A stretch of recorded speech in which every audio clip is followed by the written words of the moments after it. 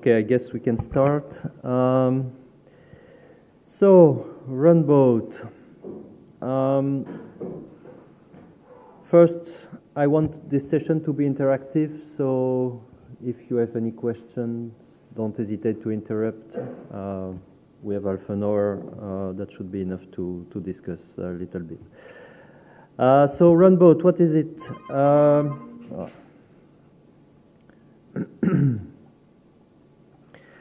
Runboat is the tool we have to let functional people test pull request or otherwise any module in the OCA repositories.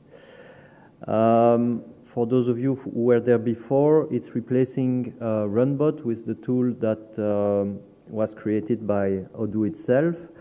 And the reason we made that is that Runbot from Odoo had become a very complex system that can do a lot of things, but as a consequence is very difficult to configure, and also is not really adapted anymore to the needs of the OCA and our particularity to have many different repositories.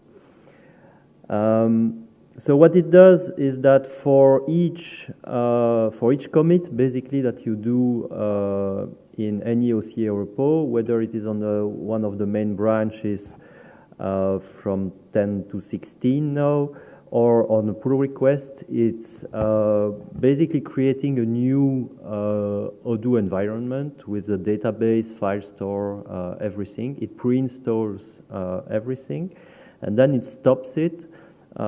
So it remains ready to start very quickly. And that is an important goal because creating a build on every commit, and we have 200 repos or something. I don't know how many open pull requests. What is very important is that when someone wants to test a repo, it doesn't need to wait too long to start an environment and start playing, otherwise it disrupts the flow. But on the other hand, we don't have the hardware resources to keep everything running all the time. So the design of Runboat is to have a reasonable amount of concurrent builds, or concurrent running instances, rather, so that various testers can work at the same time on different versions, but that we have many more builds that are ready to start in a few seconds, if possible, and also, we recognize that what's really consuming hardware CPU resource actually are the initializations. Initializing a new database consumes a lot of resource, basically one CPU to do the initialization, and so we have different thresholds to manage that. The first threshold is the number of concurrent initializations. So that one is pretty low. We have 20 on the OCA machine. So we can consume up to 20 CPUs doing initialization work. And then when the initialization is done, the instance is stopped, but all data on disk, that is the Postgres database, the file stores, the installed add-ons and dependencies, API packages, whatever, everything is kept on disk.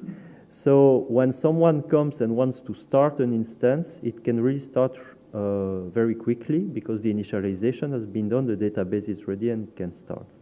And so that's the second threshold we have, is the number of running builds. And this one can be higher. We have 150 at the moment.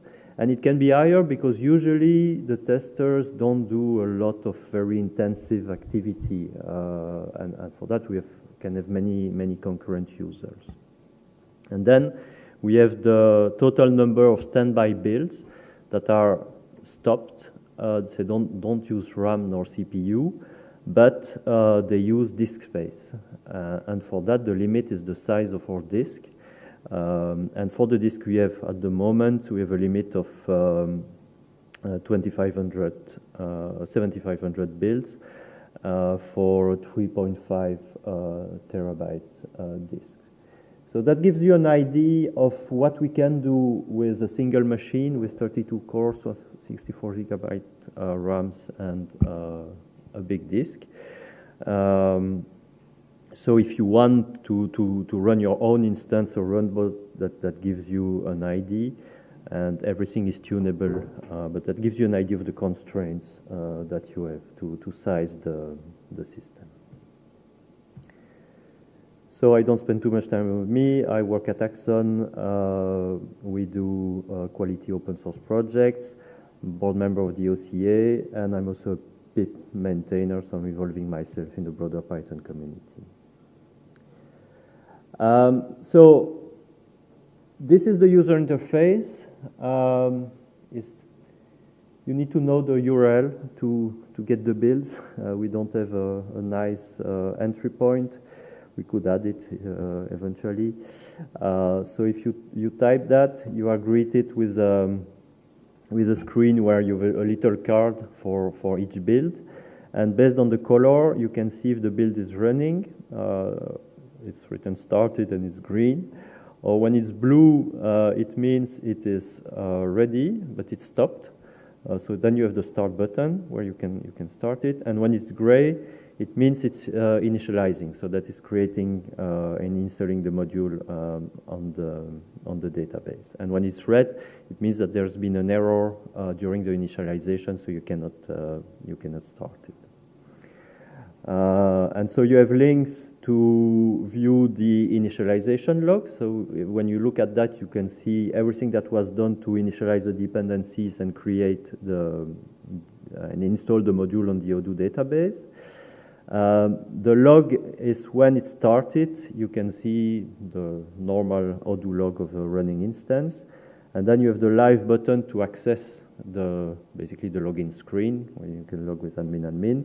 And recently, Nils, contributed a mail catcher that is automatically configured as an SMTP, it's a fake SMTP server.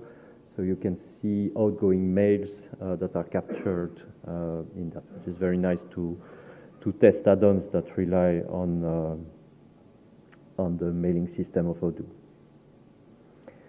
Okay, and this screen is dynamic, and I explain a little bit after how it's done. So it's not refreshing; it's really receiving events from the server to refresh the states dynamically. So you see the color changing, and when a new peer is opened, you see the new card appearing there. All right, and then there is also a REST API. So the REST API is mainly used by the user interface. So when you click on the button, it's just doing calls to the REST API. And on the REST API, you can see the status, so the number of builds basically, and number of builds in error and things like that.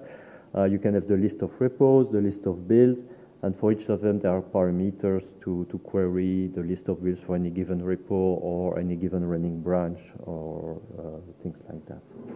And then there are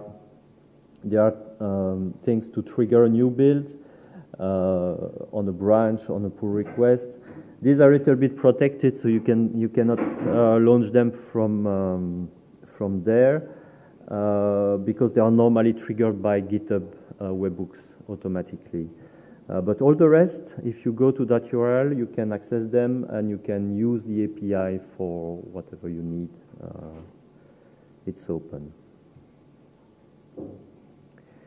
Okay, so if we dig a little bit in the architecture, there are quite a bit of moving parts, but in the end, it's quite simple.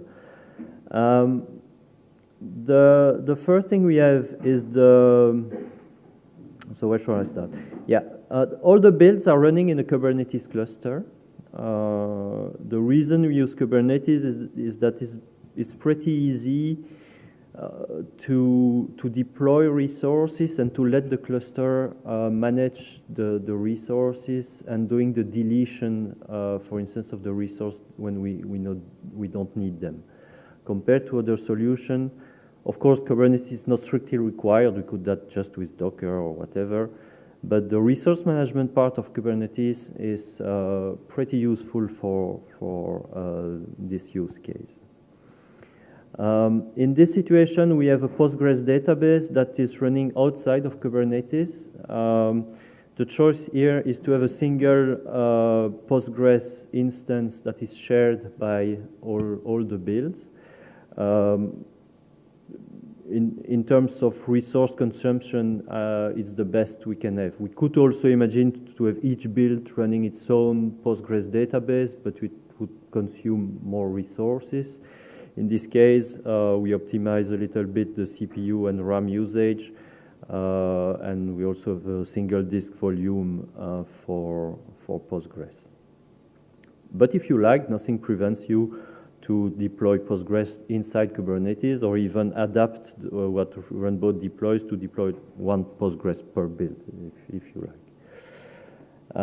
So that's one thing. And then Kubernetes is also managing what's called in Kubernetes language the ingresses. Those are the entry points. Basically, those are the reverse proxies, the Nginx, if you like, that expose the name of each build, the URL for each build, and is going to direct the HTTP request to the right running instance when the user comes in. And then we have Runboat itself. Runboat itself is a Python 3.10 application. In this deployment, Runboat is running on a separate machine than the builds themselves. It could run in the same cluster. You could launch Runboat itself in the cluster. Really doesn't matter. Here we choose to run it on a different machine because the cluster where the build themselves run is a pretty harsh environment because there is lots of spikes in CPU usage and so on.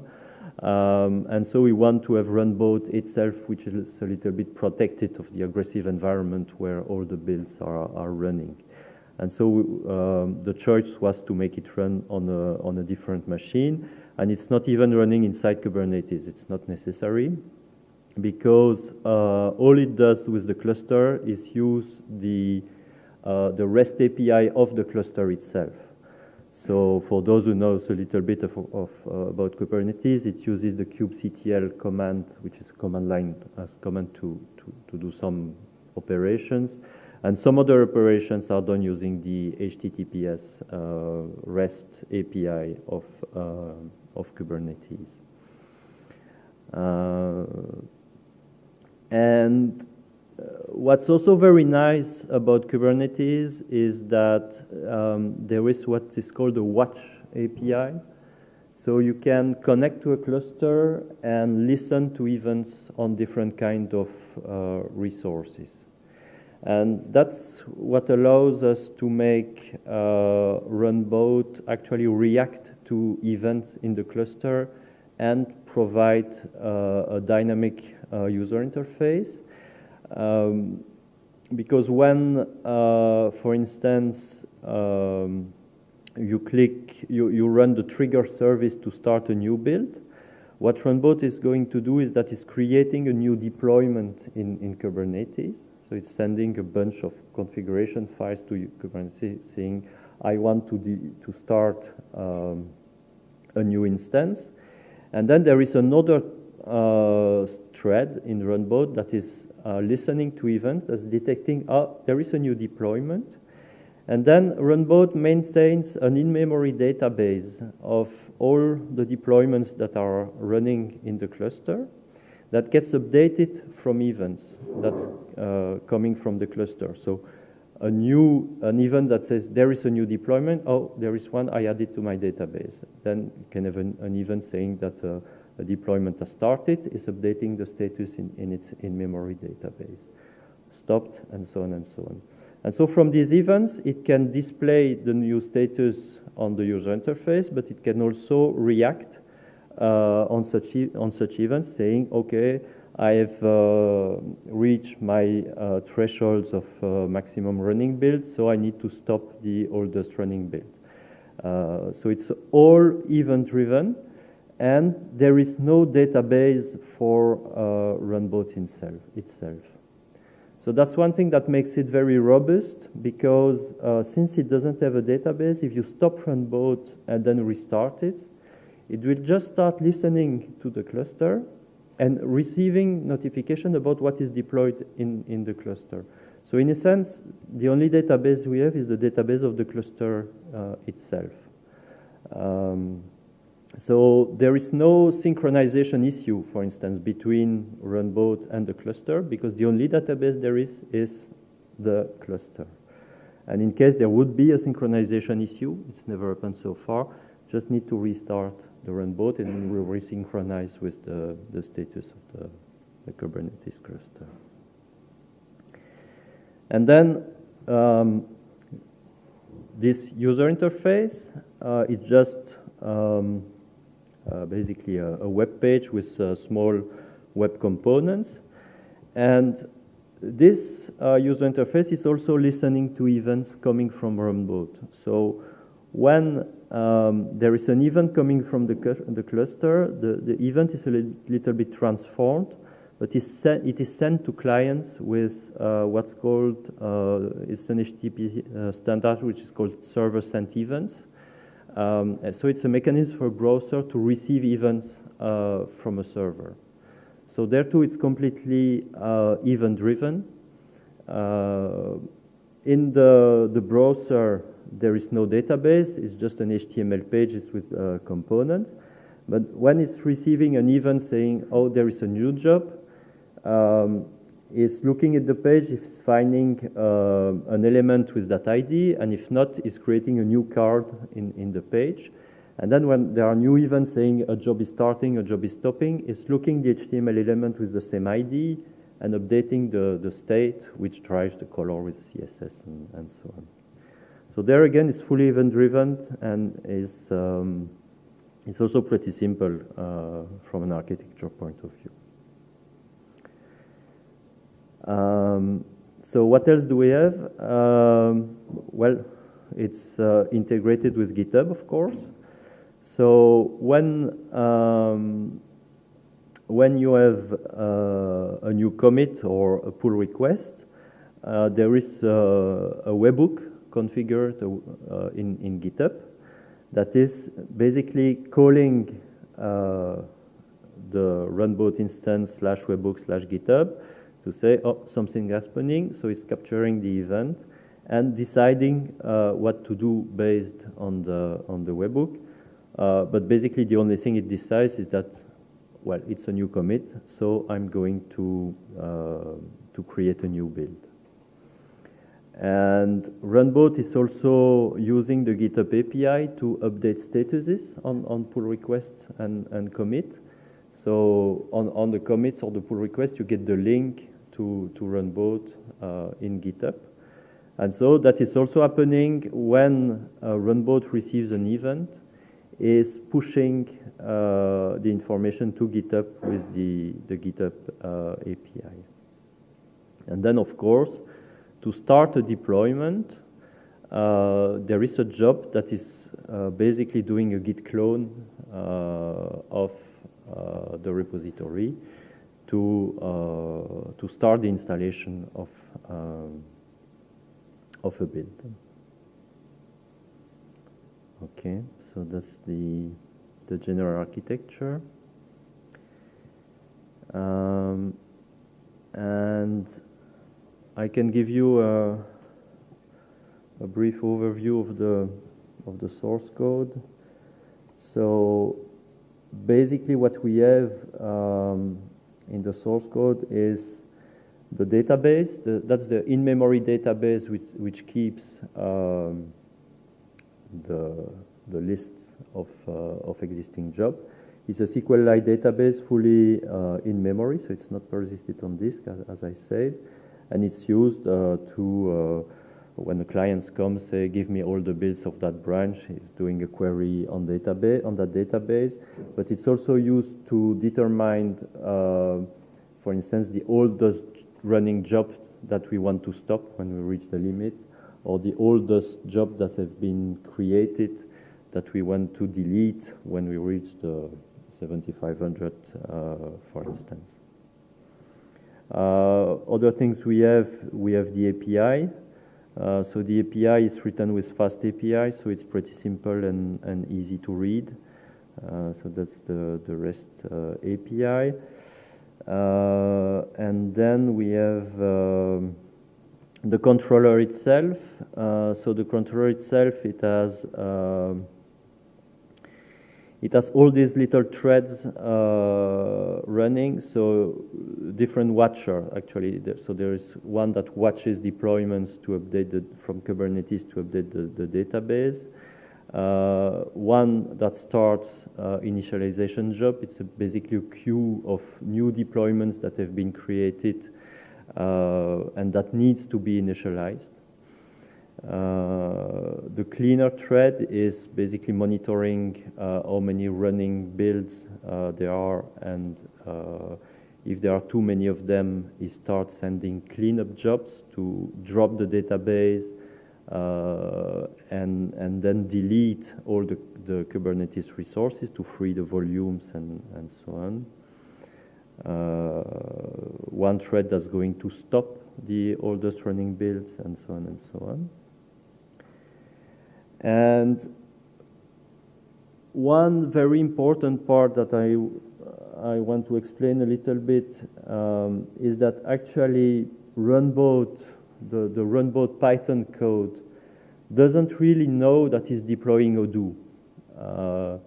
He knows that it's deploying stuff in the cluster, but the Python code that controls the number of running builds and so on doesn't know what it's deploying. And how does it work? That's because there is this kube files directory, which contains all the deployment descriptors, those YAML files that you use to configure Kubernetes resources. And to determine what's to deploy, it has a little Jinja file that says when you do a new deployment, you need to deploy these resources. So the deployment itself, the volume claim, which is to get the persistent storage, the ingress for Odoo itself, the ingress for the mail catcher. It's when you are in a context when you are initializing a job, a build, you need the volume and you need to run the initialization script, which is basically here. When you do cleanup, it's the same. You deploy this cleanup job, but as you see, everything that is happening inside the cluster is determined by this kube files directory.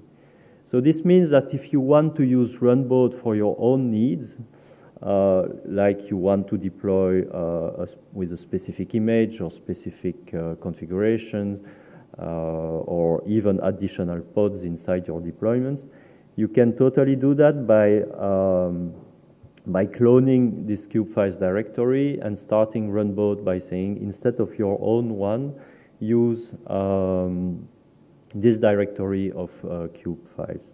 And the README of Runboat has a detailed explanation of what contract, of what you must do. There are some constraints that you need to respect in your kube file. So Runboat is actually understanding what's there. But it's basically having certain labels on your deployments and all resources and things like that. And it is an open pull request by Niels that's doing just that, to add this parameter to Runboat to be able to deploy with kube files, customized kube files. It's almost finished. So yeah, it's pretty generic as an architecture. And what else is there? Important things. I think it's mostly it. Yeah, and so yeah, when you do a deployment, it's basically doing a rendering of those cube files. So I think we just have 5 minutes for questions. I've put the link with the source code, and there is a wiki there with a few tips to help starting up with a deployment. It's not trivial to deploy. You need to have a Kubernetes cluster. You need to understand this deployment diagram, so there's quite a bit of moving piece. But in the end, if you dig a little bit, it's not that complicated. So and it's quite generic, so it should be feasible to deploy now. By the way, it's GitHub only, so if you need to use it with GitLab, there is some refactoring to do, which is also feasible, but a little bit of refactoring to do in the code to support multiple Git providers. So for the moment, it's GitHub only. So, any questions? Yes?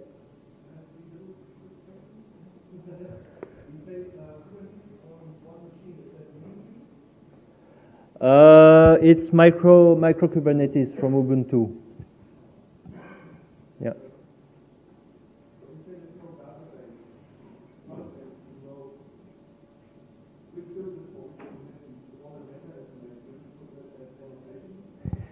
Yes, the question is that there is no database in Runboat, and indeed, all the information that Runboats need is put as annotations and labels in the Kubernetes resources. Basically, there is one label which gives the build ID, that's the main one, and then there are a few annotations, but not many of them. For instance, there was one annotation that says that it's a build that has been deployed but not initialized yet. So there is a to-do annotation that's put on the deployment. And so when there is a new commit, it's creating the deployment with the associated resource, the ingress and so on. But on the deployment, there is a to-do annotation. And then the deployment watcher in Runboat sees there is a new deployment with the to-do annotation, and that one is put in the initialization queue. And then at some point is the initialization job that's at the end is removing this to-do annotation to say this build is ready and scaled to 0. And then when you start, it's just scaling to 1. So you have one instance running, and then again the deployment watcher sees that build as scaled to 1, and then it's put in started state. So everything is put in annotation or other information we get from the Kubernetes cluster itself.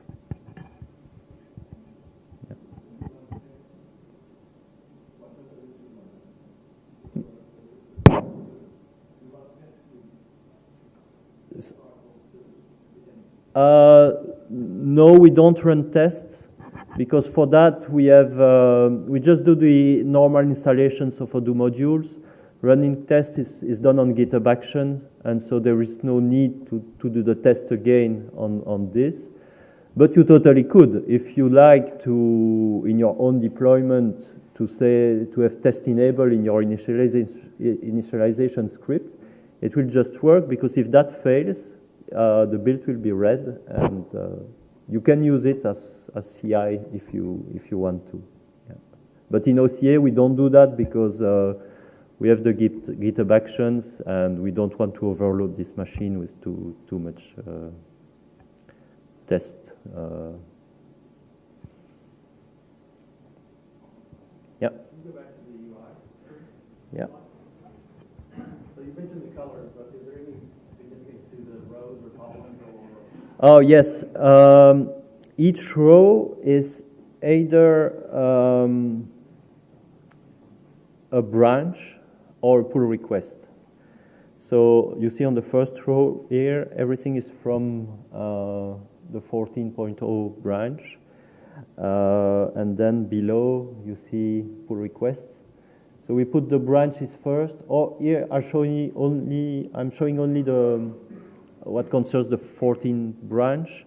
But if you display all branch of a repo, you get first the branches and then all the pull requests. And so each row is for either branch or a pull request. And the columns don't have significance. It's just each commit on the branch or the pull request, and they are pushing. So you have the most recent commits left and the oldest commit right. So yeah, the user interface is rudimentary. It's inspired by the Odoo Runbot. But yeah, it does the job. Yeah. Why not? Yeah, because in Kubernetes is running containers, and containers is what you put on boats, right? And because it was Runbot before,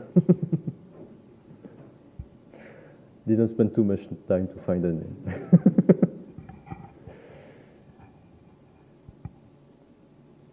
Okay. Then, thank you very much, and enjoy the rest of the day.